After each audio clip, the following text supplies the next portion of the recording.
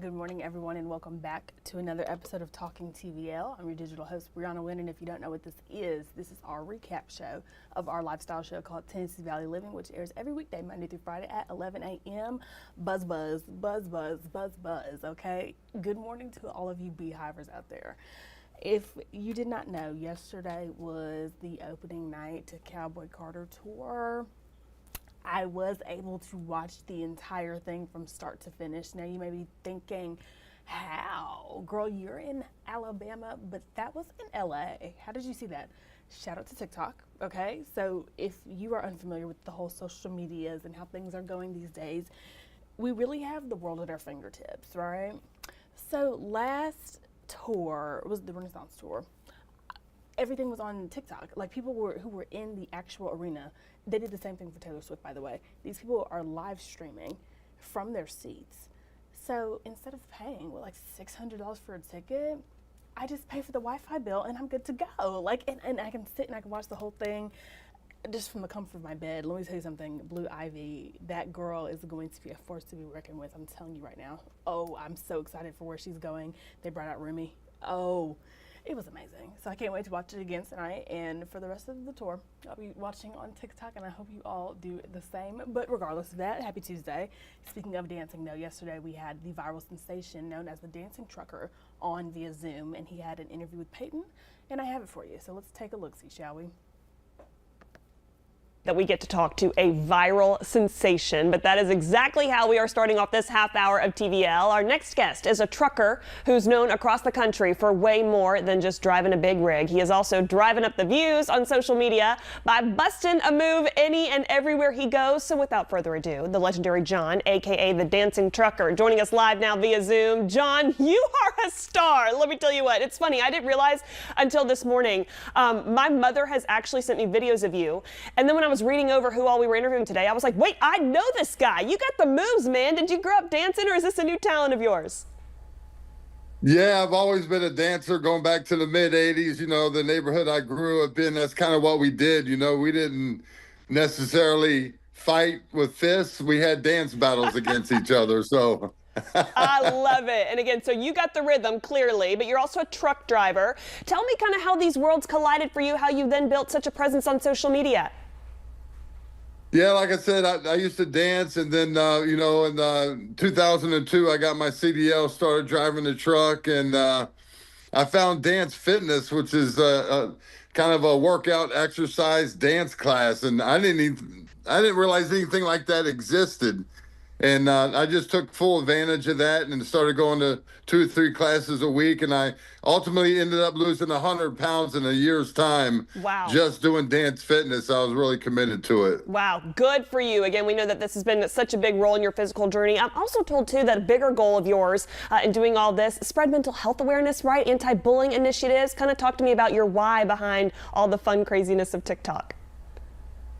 Yeah. So it went from kind of inspiring people, maybe even other truck drivers, to lose weight through dance fitness. That was a challenge, to get truck drivers to dance. So it kind of, through the death of my mother by drunk driver in 2015, I really realized through her death how short life is. And now I just really want to just make people smile. And to me, it was just really simple. But it turns out to be a much bigger thing than what I realized, is just putting a smile on people's faces. And I love to be around happy people, so it's working out great. Yeah, well, you and I would be best friends, John. Let me tell you what, I love to dance, too. And you mentioned the 80s. Again, my parents also, they went to college in the 80s. They're big dancers. I'm curious, do you think they dance as much as they used to, the kids these days, or have we kind of lost this art form a little bit? Because I feel like people just aren't out there getting it as much. We need to bring it back. Yeah, we definitely need to bring it back. I agree with you. You know, there used to be lots and lots of dance clubs for teenagers or young adults to get out there and bust a move and stuff. And I mean, with social media, like you was talking about earlier, and especially TikTok kind of brought me back into the dancing scene. Like, man, that's all they're doing on this app is dancing. You know, let me give it a shot. And something I wish people would do, be more bold about and be more confident about their talents, whether it's dance, singing, whatever it is. Yeah, so true. And we know that you are such a star to help people accomplish that. Curious, what's your go-to song, your favorite bust a move dance song? Oh man, I really like CNC Music Factory. Oh, yeah, gonna make Uh, you sweat. Gonna make you, yeah. That's like that's got a hard beat to it, I and tell you, my mother talks about being in the club with those days. She said my daddy was sweating so hard on the dance floor for that. They actually had to get him off. It was crazy. That's a jam in our household. So you would just fit right in. We're, again, loving you and your story. John, I'm actually told, too, you got a memoir. Again, tell me kind of what you're writing with this and what you're putting out there. We know people are just love getting to know you more. Yeah, it's just my life story. It's a really short memoir, short book, 32 pages. You could read this thing in under an hour's time and know the life story of the dancing trucker for, 55 years of my life, from the way I grew up, my parents, and just my love and passion for dance, and just being an overcomer. We all face tragedies and unfortunate things that happen in our life.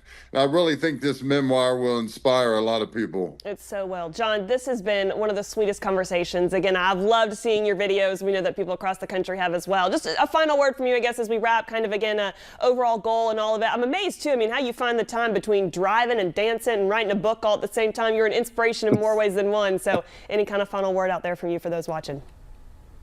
Yeah, my wife calls me an Energizer Bunny, so I like to stay busy, and it's just a passion of mine to make a difference in the world, and just do my part. There's so much negativity out there. Just a little bit of positivity in someone's day may make a big difference. Yeah, and you're doing it so beautifully. John, we're friends now, you and me, I hope you know, and I trust that this will hopefully not be our last conversation. But thanks again for doing what you're doing. You can keep up with all of his great dancing moves at the links there.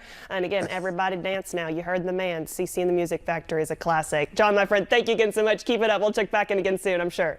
All right, thank you very much. Thanks, my guy. Thanks. All right, and now that we have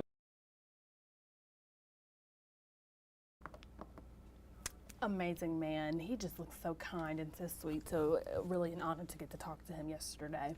All right, well, after the break, we will quickly go over who the guests are for today. So don't go anywhere. Give me a minute and I'll be back.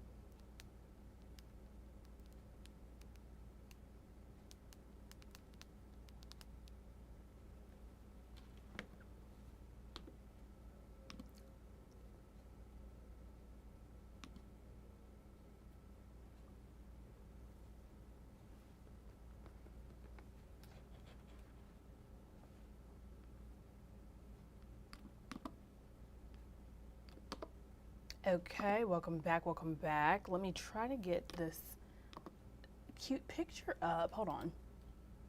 Okay, no, it's not working. Doesn't matter. Listen, hey, Bank Street Players is a community theater group out in Decatur, and they will be performing To Kill a Mockingbird this weekend, May 2nd through the 4th, 2025, okay?